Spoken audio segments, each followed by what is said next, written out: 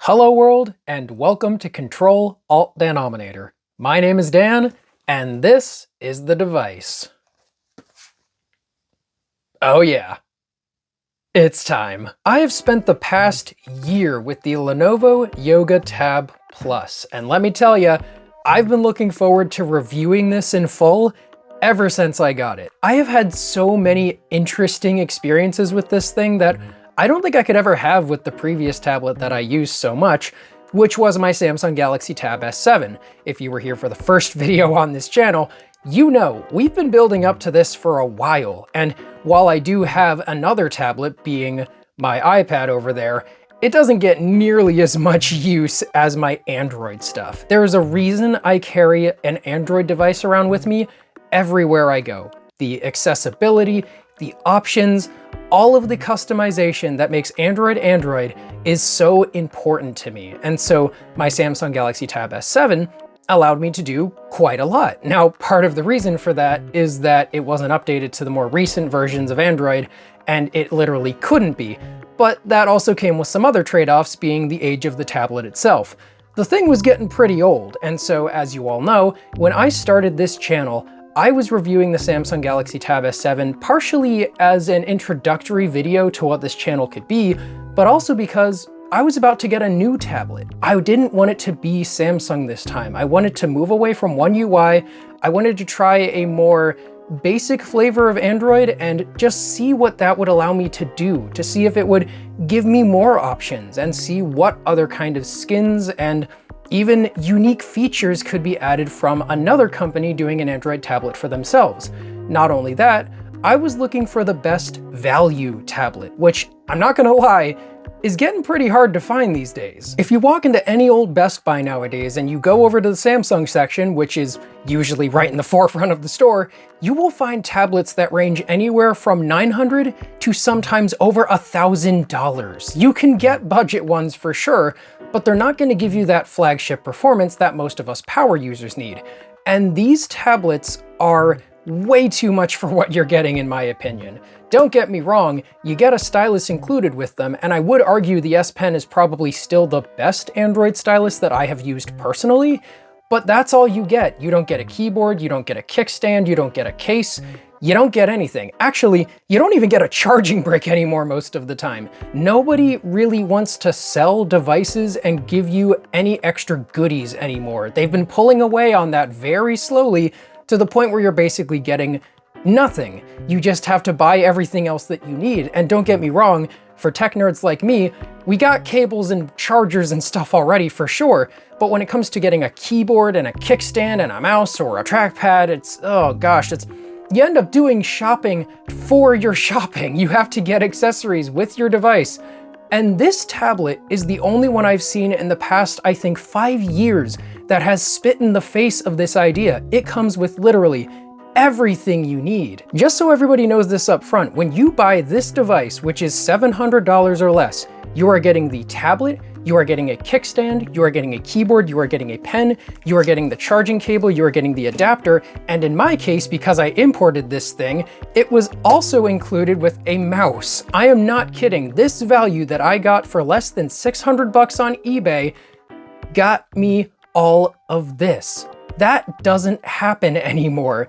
And so yes, while I do still have an S23 Ultra as my main phone, and I do still occasionally use Samsung devices for other things, and yes, I even got these back. I got refurbished Galaxy Buds 2 Pro. Man, I am stubborn when I find a device I like. I'm still trying to move away from Samsung because, well, first of all, I don't really care for their new AI focus. Gosh, that's all you hear in their conferences anymore, which is funny because this is supposed to be an AI tablet, but we'll talk about that.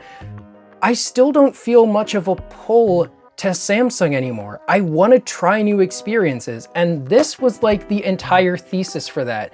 And overall, man, I love this tablet. We're gonna go over a lot of my praises and my criticisms. I do not think that this is a perfect device, and I think it could still do a lot better, which I'm hoping they'll keep working on. But I've been watching this thing getting updated over the past year, and I have to say, it has gotten better. I would still say overall that One UI is probably the more solid Android experience if you want things to be like really accessible and you don't want to download other apps for stuff, because let's be honest for a minute, Samsung software generally has a lot of bases covered. It makes a lot of smart decisions, and oftentimes I'll go to look for an option somewhere and I can either find it in the settings or in Good Luck. Samsung has a lot of little details covered that often make the user experience just that little bit better. But if I'm able to trade that off for a device that gives me so much value in such a good package, and it covers basically every base I need it to, and the only trade-off is that maybe my floating windows aren't quite as customizable in scale, I will gladly take that trade-off. So we're gonna talk about this whole thing today. I'm gonna review the whole device, but the most important thing you need to know is that in my year of using this tablet, it has become my new favorite, and I have no reason to experiment with anything else for a long time. We're gonna go over everything today. We're gonna talk about my general usage with this tablet over the course of the year, my praises and my gripes, my use of all of these accessories and how they fit into my daily usage of this thing, and just see how it's held up over the past year. So without further ado, this is the Lenovo Yoga Tab Plus in 2026. First thing I'm gonna do is completely strip all of this away. I actually wanna get rid of most of the accessories here for the moment. I am going to keep the kickstand on it, but I just wanted to talk about the basic tablet itself for a minute. Yeah, there we go. The flagship feature, I guess. Maybe more the flagship feature of the design itself, because functionally it doesn't really do a lot, but this camera bump, as I've mentioned before, is just so prolific and glossy, and I love the reflection on it. Like, dude, I already forgot what we're talking about. I really love how this thing shines like that. But here, I can actually take off the kickstand for just a minute so we can look at the general design overall. Man, I still think this is one of the prettiest tablets on the market. Now, part of that is because, yes, I did import it from Korea, and it does have the teal. I just love this color way more. In the US, you can get this in like a very glossy white. It's got a bit of a sheen to it. They call it a seashell, which I think is pretty accurate, but man, I can't beat the teal, man. This is just too pretty of a tablet. The design is so nice and sleek. I do think that the lip here between the screen and the edges of the tablet could be a little smoother, but that's really my only gripe. Well, no, actually that's not true. I do still think that this thing could have fit a headphone jack and an SD card slot. Not crazy about that, but whatever. It's getting tired of mentioning this for modern technology. Man, I really just cannot complain about how sleek and just modern this thing looks without being distracting. I mean, yeah, it's got the camera bump on it, but the color is muted enough that it doesn't feel like it's trying to be too flashy, I guess. If I really want to talk about the bump doing something, you could hold the tablet like this. It doesn't add that much extra grip, but it is more grippable than the back of this, which unfortunately you can see it does kind of pick up some smudges, so I have to clean it up every now and then. But yeah, you can hold the tablet like this somewhat comfortably. I guess it's all right. I wouldn't generally do that because I don't generally read a book on this thing upwards, and if I did, I'd probably like have it on my knees or something, or, you know, sitting up, propped up somewhere. But man, overall, I cannot get enough of how good this thing looks. They put so much thought into this design, and it really shows. I know I said I was out of gripes, but we're only gonna call this like a half gripe, okay? As far as designs for tablets go, I know that all of them love to charge the pen on the top. I do not like that. We'll talk more about the actual pen later, but these are probably some of the weakest magnets that I've seen on any of these. Oh, there she blows. Yep, see what I'm talking about? It doesn't happen often, but every now and then I'll go to pick this thing up and the pen comes with it. It should not be doing that. This is probably like somewhere in between that of an S Pen and an Apple Pencil. Like, you could kind of lift the tablet up like this, which obviously don't do that. I'm just doing that for the magnet strength to show you. But you can see it doesn't stay on that very well. And the biggest problem is that it's very easy to accidentally flip off the device, which, yeah, not crazy about that. But that's pretty much all I have to say about the design. It's good. What else do you want from me? It's got pretty speakers. Power button and volume buttons are in an easy accessible place. Charging is right there. Got the pogo pins on the bottom. the thing looks awesome. Gonna actually return the kickstand here to talk about the general performance of this thing. By the way, very strong magnets on the kickstand here. Fortunately, this has never come off in transit. But yeah, let's have a look at this guy. I'm gonna actually open up the specs so that we can just read over them real quick. This won't take long. You guys know me, I'm more interested in talking about how it feels to use personally than going spec crazy, but for those of you who really care about this stuff, you're gonna find a lot to love here. We have a 12.7-inch screen. It is a big fella. This is probably one of the biggest tablets that I've seen that isn't an iPad, and man, do I love it. It's probably bigger than most general consumers need it to be. I mean, look at this. I do not have small hands. This thing nearly covers them. But for me personally, who likes to do a lot of multitasking and split screen, it is perfect for me. We do have a 4K display as well, which is an LCD, and we'll talk about that in a minute. And then of course that camera array going to work. The max is 13 megapixels. Yes, we'll talk about that later as well. 16 gigabytes of RAM, can you believe we've gotten up to that on these kinds of devices at this point? And a Snapdragon 8 Gen 3. Man, this chip is amazing. Not to mention it's backed up by a 10,200 milliamp hour battery with 45 watt charging. This thing is a beast, and all you really need to know if you don't care about these numbers is that the device was really well thought out as far as making it the most productivity-centric thing as possible. It is so impressive how much they've managed to pack into this thing. But yeah, about that display, why don't we talk about it now while we're here? You probably wouldn't know it just from looking at it, but this is not an OLED. It's a 4K LCD with 144 Hz refresh rate. Now, I know that people really like OLED, and I guess the screen is generally more energy efficient and it's less prone to jelly scrolling, which fortunately I haven't had any display lag on this thing. But I don't know, man. I'm starting to think the OLED discussion is just a little overrated. I can use this thing perfectly fine outside. It is super bright when I need it to be.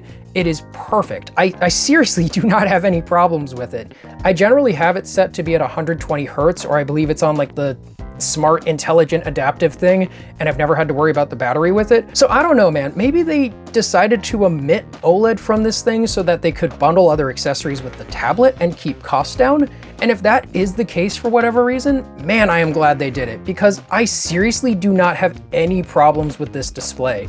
It is fast, it is responsive, I never feel that it isn't keeping up with me, and maybe there are slightly better screens out there that they could have used, but as for me, and I do consider myself to be a power user, I seriously do not have any problems with this display, partially because it's backed up by the Snapdragon and the RAM. This guy has some serious power in it, so yeah, a Snapdragon 8 Gen 3 and 16 gigabytes of RAM. I still cannot believe we are actually up to that on devices like this. If you're a power user, you're probably used to hearing like 32 or 64 gigabytes of RAM on a PC. We've gotten to the point where tablets are actually kind of starting to catch up to that. Now, it's not double that as far as I know. I don't think I know any devices that go above 16 gigabytes unless they're trying to appeal to gamers or something. But because this has such a good amount of RAM, that processor is being backed up really well, and you can do a lot of heavy tasks on this thing and switch between them pretty quickly. So I've got FL Studio Mobile here that I've started getting the use of, LumaFusion, which I have actually edited videos on, not that I would recommend it for general consumers, but I can switch between tasks like this very quickly. And because this display is so pretty, I never feel like I'm really being that compromised outside of maybe a couple of software quirks. This thing is so powerful and it looks so good. I mean, seriously, sometimes I forget I'm not using a laptop when I have the keyboard connected to it. And you know what? Since I'm already talking about general performance anyway, why don't I just pop open a game now and we can talk about the graphics? Because again, this display, despite not being an OLED, is extremely pretty, and I'm honestly kind of impressed at everything it can do. I mean, you can see here just as Sky is loading up, the display really pops despite having a really low brightness right now. I could turn this up if I wanted to, and it would probably appear even more colorful, but I can only stand so much. So we'll just talk about how this thing generally feels. Man, I'm just amazed. We've come a far way since the Galaxy Tab S7. So it does appear that sometimes when the game is loading up new things, it'll kind of have a moment, which I'm not surprised by. But here, we can take a look at how I'm pushing the graphics on the game here. I've got the motion set to 120 FPS now. I had it on 60 before just to save battery. but I'll keep everything else maxed out. Sure, why not? We'll see how it goes. Let me pop into a world real quick and we'll see how it handles it. I'm just gonna go down a place that tends to be pretty quick and there's a lot of stuff happening on screen, so it'll give you an idea. But man, I gotta say, the performance on this is really impressive. It does occasionally dip just a little tiny bit, but at least to me, it is barely noticeable. Man, I cannot get over how good this screen looks. Are we sure that we absolutely need OLED for a tablet to be pretty? Because I don't know, man. I'm not seeing it. It looks pretty good to me. The tablet will occasionally get a little warm when you're pushing it. From what I understand, that happens with Sky a lot. But I'm not seeing nearly as many dips as with the Samsung Galaxy Tab S7, quite a few generations behind. So man, just looking at this thing, it is really impressive at how well it games. If I feel back here, it seems that most of the warmth actually goes into the camera bump, probably because it's made of glass, so that doesn't surprise me. But the tablet's game performance hasn't dropped at all, and it looks so pretty. Gonna bring us back to the home menu here for a minute and we can talk about the cameras. Yep, they sure do exist. Ooh, you can see the dust on my desk. These are pretty much good for zoom, and that's about it. There's really not much to say here. You guys are used to this kind of thing. I guess I can put some examples on screen to give you an idea, but you guys don't care about this. Nobody does. The only thing that I really want to mention about the camera on this device, which is kind of weird, this camera can only record at 30 FPS. What? Yeah, I have no idea why this is. I have never seen any camera on any digital device in the last 10 years that couldn't record at 60 frames per second. All of these modes are locked at 30, which is weird because like if I wanted a secondary camera for something small, like, I don't know, filming my model railroad layout, I guess I could see myself putting this tablet up somewhere, but because it's limited to 30 FPS, I really don't have a reason to. Everything I record these days is at 60. It's just more convenient to have more frames to work with when I'm doing stuff in editing. So yeah, something to keep in mind, I guess. And also something to note because I did import this tablet for anyone else who's thinking of doing that. The shutter is really loud and I cannot mute it. That might just be because it's out of America. I felt like I should mention that before continuing on. Seeing as we've been pushing the device a little bit, I can tell you about the battery. We're at 71 here. When I started recording earlier and was just doing a few things this morning on the tablet, it was at about 81. So yeah, a couple of hours, 10%, that checks out for me. I can bring this thing pretty much through an entire week and maybe even a week and a half. I generally use this thing, I wouldn't say daily, I would say maybe 4 out of 7 days of the week. And one of those days, I'm bringing it to a cafe to work on video scripts and do a bunch of other stuff like research, watching content, and then writing stuff about it. And in that time, I can tell you, generally, over being there for a few hours and using it consistently for an entire morning, the thing only drops by like 15 to 20%. The battery on this thing is really good, and the standby is definitely better than the Tab S7 because the battery's new, obviously, but it still drops maybe a little faster than an iPad that's doing nothing, partially because I have a live wallpaper and those don't really stop existing when you close an Android tablet. But generally, I can rely on this thing for at least a week before I have to charge it, and when I do, again, it's got the 45-watt charging. I don't usually use fast charging. From what I understand, maybe it's not the best for batteries, even though I've never seen that actually proven.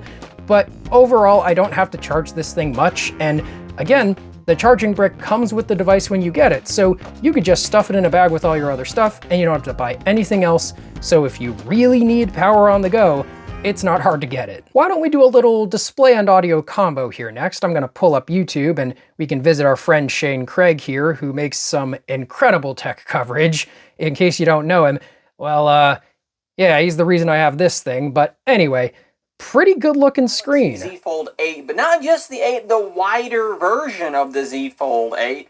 Man, I just am very impressed by this audio system. So I don't really know much about Harman Kardon, but just like I would with the Tab S7, I have to say, if I ever needed to just use the speakers by themselves and I didn't have anything else with me, I would not be concerned about hearing anything. Here, we'll pull up some music here to give it a look too. Gotta bring 2Mello back in, of course. Let's see what these speakers can really do with music.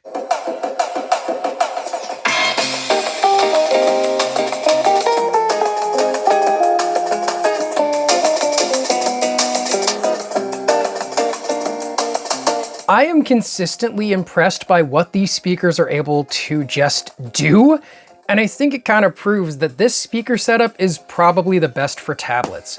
Part of it is, no matter which way you're holding the device, you can hear the music clearly, and any audio for that matter, partially because there's two speakers to each side of you, no matter which way you're holding it. So next I just want to cover general performance, which means I'm going to bring all of the included accessories back. So we'll put the pen right there, snap the keyboard in. Gosh, I love that sound. It is very satisfying. So let's just talk about what it's like to use this thing on the day-to-day. You can see it's basically the size of a small laptop. I was not kidding. And which is funny, I would compare it to a Chromebook, and I literally have it in a Chromebook case. So if that doesn't tell you what you need to know. So right here, you can see I've got my sliding gestures. They all work great. I can easily transfer from one app to the other. Absolutely no problem. The multitasking is very solid. A lot of the trackpad features that you would expect to work for multitasking and getting around the tablet, they all work. The general usage of this thing is very intuitive. Most things that you think would work do, and I'm already kind of hard-pressed to say that I have any issues with it, aside from a few small bugs. I can use multitasking like this. I can even open up something like the laptop specs here. I can drag the windows, which is really nice because I don't have to click and drag. It's something that iOS seems to have a bit of a problem with. But when I just drag stuff here, I never have to click. It just works. Man, it's always the little things for me that impress me with devices like this. If it works, and I just love it so much. You can see here, I can actually open up to 4 windows. So if I push down on this one, put it down here, and then, sure, why don't we'll open up the camera on a 4th window because that makes sense. It does work. Somehow this is all functioning and it works perfectly fine. I can never get over when a device just lets you do things whether or not it might be the best idea to, because it lets you mess around with it and figure out a setup that works for you. The only thing that I really have a problem with in general usage of this thing, outside of a couple of bugs that might occasionally crop up, is you don't have the same customization of window size when you're outside of PC mode. So you can see, because I dragged that far enough away, the app actually closed its window. So you can have these set up in an orientation like this. It'll be basically, not sure what the aspect ratio would be here, but it's either 1:1, or it'll basically put it in a corner here, right? So it doesn't come up very often, but because I was so used to One UI on the Tab S7, I do occasionally wish I could make these window sizes whatever they want, especially ones that are on top of each other. For whatever reason, you can't adjust this. So the only way to adjust the size of the window is to adjust the size of the big one next to them. I'm not really sure why that is. It could be just something that they haven't added yet, but for whatever reason, that is how this works. I don't know, man. I didn't design the software. Personally, I would allow it so that you can make the window sizes whatever you want. I think that's going to be a thing in more recent versions of Android that are still being developed, but it is just something to make note of. But yeah, the multitasking on this thing generally works really well. I'm actually used to using certain Windows shortcuts, and most of them pretty much all work here, so I'll use the Windows key, technically speaking. This is more like an app manager, but I use it like a Windows key. When I hit that and a direction, you can see it actually opens up the split screen launcher, which allows me to start something up right there. I can resize the windows in this direction, of course, but then I also get 3 dots at the top of each window that I have open. So I can turn these into pop-up windows if I want to. I can then drag them around and put them wherever I want to on screen. I can close them by just sliding up on the bottom bar there. And then here I use 3 fingers. I'm back to the home menu. Everything just works really well, and the more that you especially get used to how trackpads and swipe screen multi-finger gestures work on Android, the more you can do and the more fluid this thing becomes to use. Might as well go over the keyboard, seeing as we are already here technically, so I'll just pop this open real quick. It's pretty good. I don't have a lot to say about this that I haven't already said in the accessory video. It does feel a little hollow when you're typing, so you can kind of feel it a little bit when you're typing, but it's not much of a problem. Again, this thing comes included with the tablet, and it has plenty of good shortcut keys. I do wish they could be used as function keys, so they could put like a little, F1 through F12 up here on the top corners, but generally you don't need function keys anyway when you're on Android. You'd prefer having shortcuts, so I'm glad that they're there.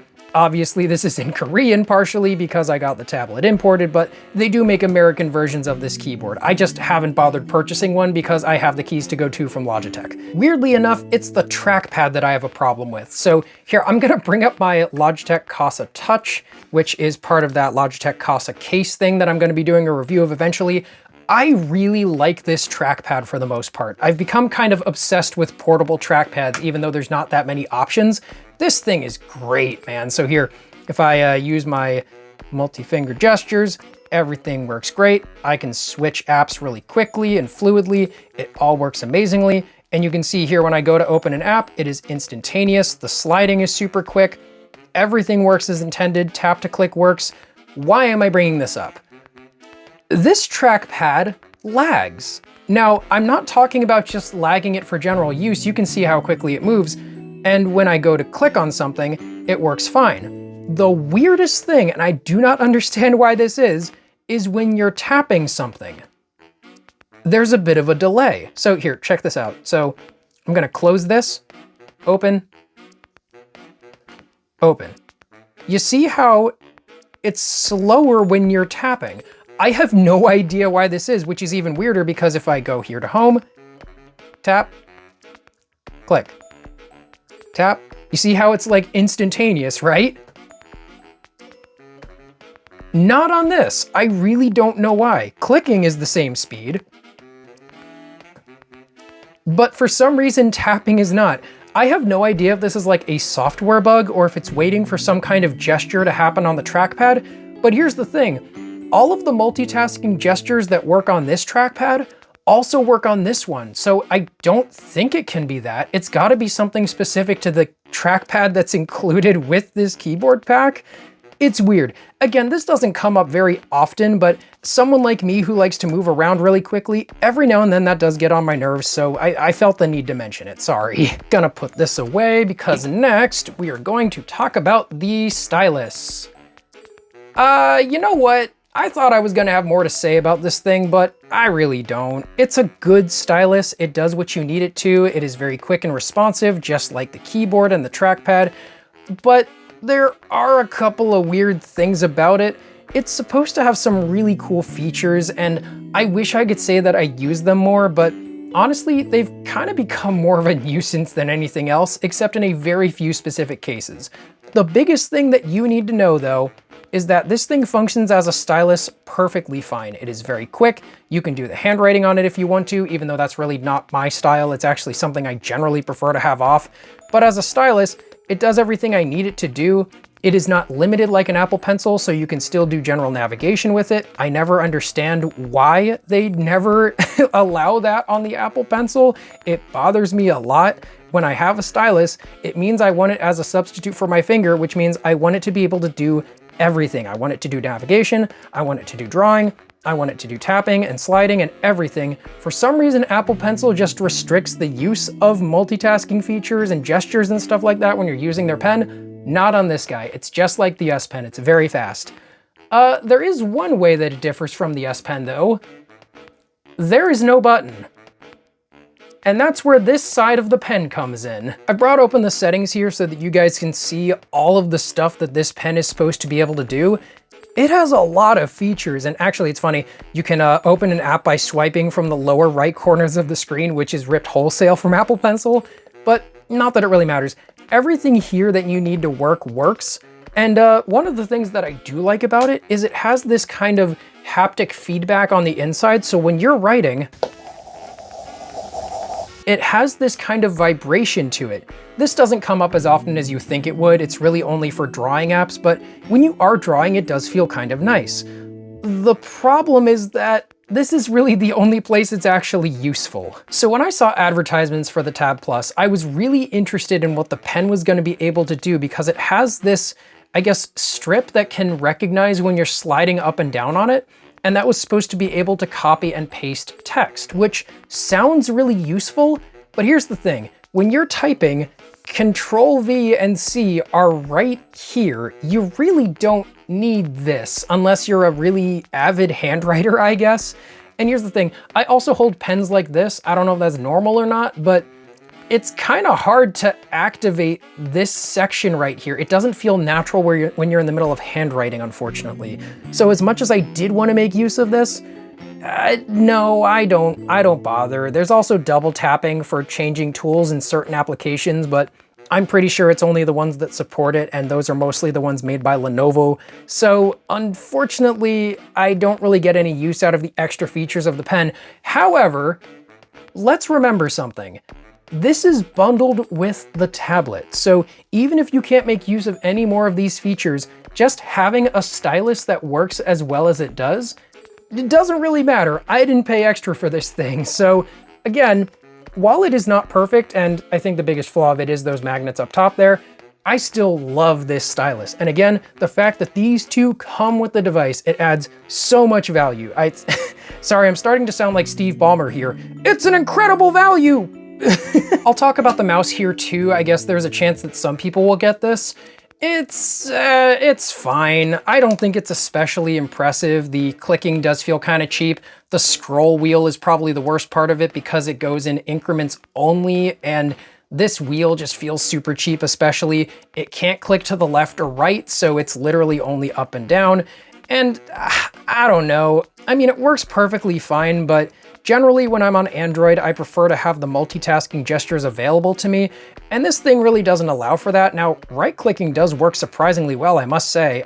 It comes up more often than you would think, and a lot of apps have started supporting it over the years, but I don't know. Having a mouse is all right, but it doesn't come up very often. There is this little button on the mouse that allows you to change your mouse cursor speed. I don't know, this doesn't come up very often for me. I don't really ever need to change this. It might be more useful to some people, but I don't really care about it.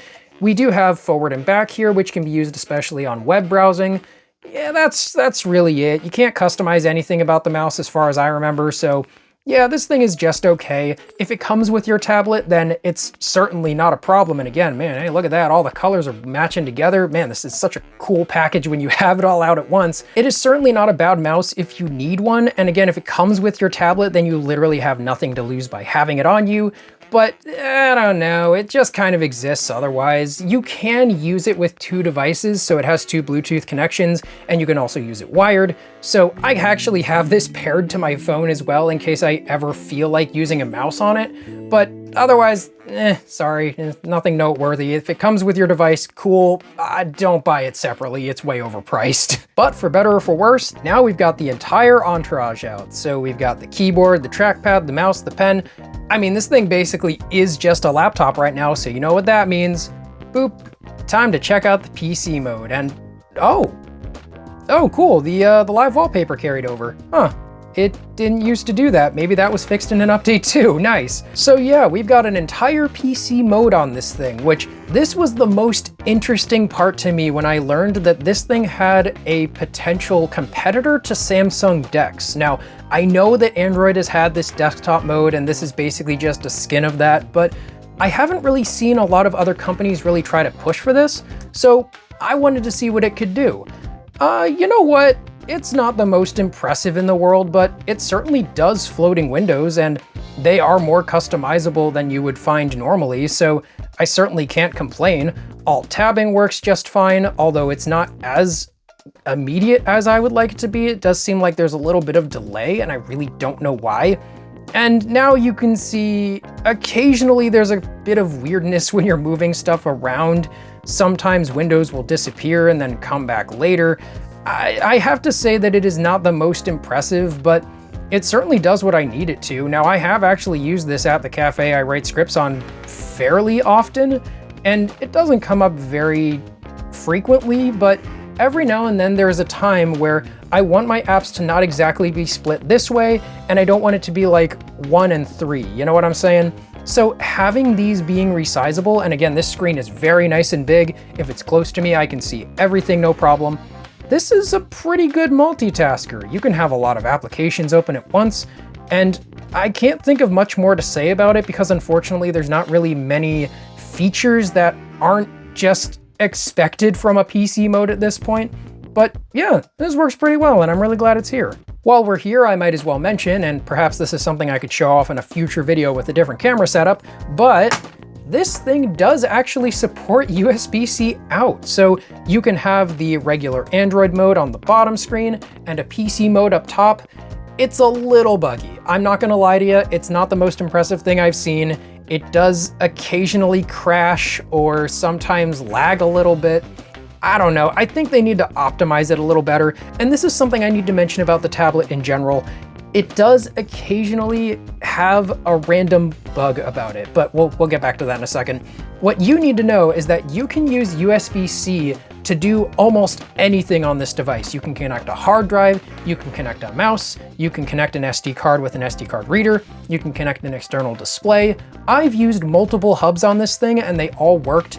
It's just, man, the versatility of Android. I know I talk about it all the time, you're tired of me harping on about it, I get it, but this thing is a beast. And again, it has that Snapdragon 8 Gen 3, and it's got the RAM to back it up. So using the PC mode and then even occasionally having a external screen right above you, gosh, I can't believe how much this can do. But earlier I did mention, and occasionally I have brought up some weirdness with this tablet. Yeah, it's got some bugs. There's a couple that I can think of specifically that I can go over from my use case, but overall, this thing could still stand to be updated a little more. Now, I will say, over the course of the year, a lot of my issues have been patched out. So I used to get a few occasional restarts, or sometimes even just apps randomly crashing or not resizing properly for a tablet, and that was annoying. Most of that has been fixed. Unfortunately, some of the bugs that I generally encounter have not. Every now and then, I have not seen it for a while, so maybe it got fixed, or maybe there was some kind of third-party application that this thing didn't like. I would have a random part of the screen just like bzz, like static. I have no idea if this was actually fixed in an update, or maybe there was like a third-party application I was using that just didn't like this display, so a random part of it would have a tiny bit of static, but it turns out it must have just been a software thing, because it doesn't come up like as an actual hardware glitch to me. It only occasionally happened when I would sometimes have the pen out or be hovering over something, but that seems to have been patched, so that's good at the very least. There is the aforementioned trackpad thing, but again, that doesn't bother me too much because I have an external one or a mouse I can use, or I just tap the screen to use the pen. Unfortunately, there are a couple of other bugs I do need to go over.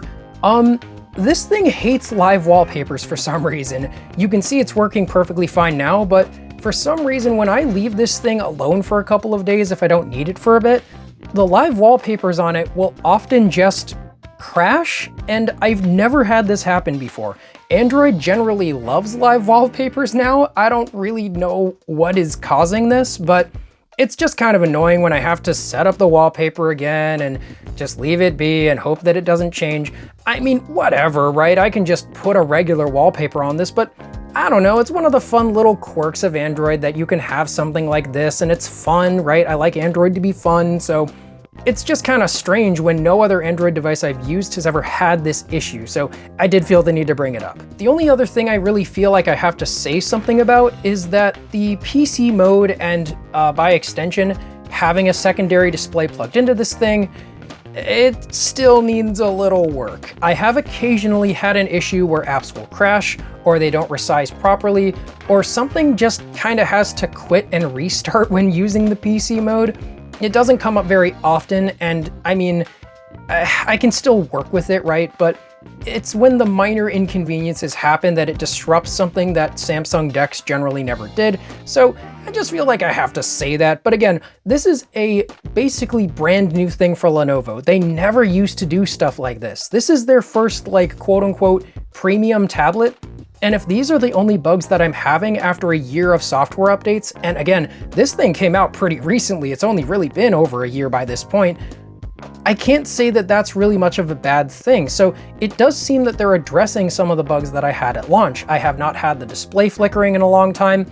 I have not had nearly as many issues with using certain accessories. So honestly, this is really only behind Samsung and a couple of little software features and occasionally a few bugs. I could go on and on about using this tablet in my day-to-day life, and maybe that's something I can just continue to make videos about and talk about tips and tricks, things I like, but the thing that I really need to say overall is that this is a great tablet. I really don't have much else to add to what I've already told you here today. This is a great device, and while I would not say it is as refined as Samsung is, that's only because it hasn't had as much time in the sun yet. And I was admittedly a little worried about software updates because Motorola has generally not been the best with these, and as you know, Lenovo owns Motorola now, so when it comes to the Moto phones, those things almost never get updated, and when they do, it almost never fixes the bugs that people actually have a major issue on that I see people talking about on Reddit. This thing, on the other hand, has been updated frequently enough that I feel like they are trying to work on it. And despite the fact that they keep trying to add more AI features to it, I have turned every single one of them off. Yep, I get to talk about the customization again. I've plugged this thing into my PC more times than I can count. Using ADB, I have turned off all the packages that try to push AI features, including a new one that was added in a recent update, where when you would long press on literally anything on the tablet, it would take a screenshot of it and put it in a folder so that it could scan it with an AI. I am so tired of all of these features that nobody wants being shoved onto a tablet and just never getting used except by grandma when she accidentally presses a button or something. I have turned all of that off with ADB. Do I wish you could just turn it off with a setting, a little slider in the settings? Absolutely, but this is fortunately less locked down than my Samsung devices, so I can just turn it off very quickly, and man, I can make this thing exactly how I want it to be. So regardless of any things that I might have to say negatively about it, almost all of it can be fixed by me because I have control of this thing. I can learn how to use it. I can learn what all of the troublesome packages are, what the things are that I don't want, just kill it. And then the performance is even better because there's less garbage running in the background.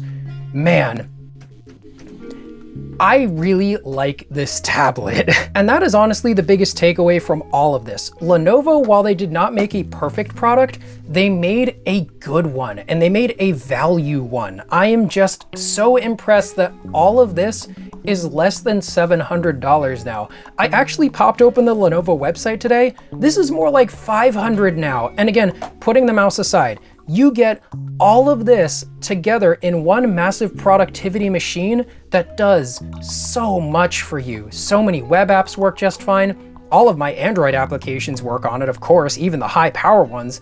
And just this entire package for 500 bucks, absolutely. If you can get it for that price, 100% worth it. Would I recommend it to replace Samsung? You know what? Probably. Considering that I really don't care much for the Tab Ultras and where they're going in that direction nowadays, and the fact that their pens charge on the top of the tablets now, which was one of the best things that Samsung tablets ever did, and now they're giving that up too, man, there's really no reason to not try some experimentation at this point. The Lenovo Yoga Tab Plus absolutely gets my seal of approval. I am going to use this thing for years to come. I was occasionally wondering just how long this thing was gonna last, but again, having it for a year, no nicks, no buffs, no scratches, and I have managed to bonk the back of this thing a couple of times. Absolutely no scrapes whatsoever. Back in the Tab S7 video, I was saying that I wanted this to be my next big Android tablet. And I like to carry one of those on me at all times because I will take this to IT jobs, I will take this to fix people's stuff, and I'll bring a hub with me. I've even set up people's routers on this, a hyper-specific situation, I know, but that's just to go to show, when you have the right accessories and everything, you can do almost anything with Android. And this device lets me do that. So to follow up on what I was saying when I initially unboxed this thing, yeah, I'm gonna be keeping it long term. And as far as Android tablet stuff goes, I'm doing everything on this. I am watching content, I am scripting stuff, I'm making occasional video edits, I'm even learning how to compose with LumaFusion, I'm playing games on the occasion with my friends. This thing handles all of it. It's amazing. This is one of the few devices that I actually have auto updates enabled on because I wanted to see how they would fix the occasional issues that I had and how they were going to continue giving it more life over the years. And yeah, it's on the current version of Android right now. So overall, just buy it. If it's on a good sale, just get it. 700 might be a little much, and for most people it definitely is, so I understand that. 500? Dang man, just buy the thing. This is an incredible device. And that is it. I hope you've all really enjoyed this review. I had a lot of fun putting it together and finally talking about every aspect of this device and why I love it so much. I really cannot wait to keep talking about it over the years to come and just seeing how it holds up. And I hope you're looking forward to everything else on this channel. This review is kind of what the entire Ctrl+Alt+Danominator channel has been building up to over the past few months. And it has been so much fun making these videos for you all. It is a very different experience than what I'm used to doing. It is outside my comfort zone, but in some ways, it kind of feels like what I probably could have been doing all along as a YouTuber, talking about the tech I love, how I use it, how I make it mine, and what makes it so personal to me, and then sharing that knowledge with other people. Man, I really love this channel. It's become my new favorite pet project personally. So I hope you guys are looking forward to the future of this channel. I have so much more tech stuff I want to talk about, and maybe I'll even branch out into just discussing tech news and how I personally feel about it. It's not the easiest thing for me right now because of my setup, but in the future, I want to keep expanding on the topics that I cover on this thing. Heck, I'm not even going to talk about the iPad eventually. That's how desperate I am. Okay, no, obviously I'm kidding. I really do love talking about all forms of technology, even the stuff that I don't use as often. So hope you guys are looking forward to the next video. And until then, this is Ctrl+Alt+Danominator signing off. See you later, tech heads, and thank you for watching.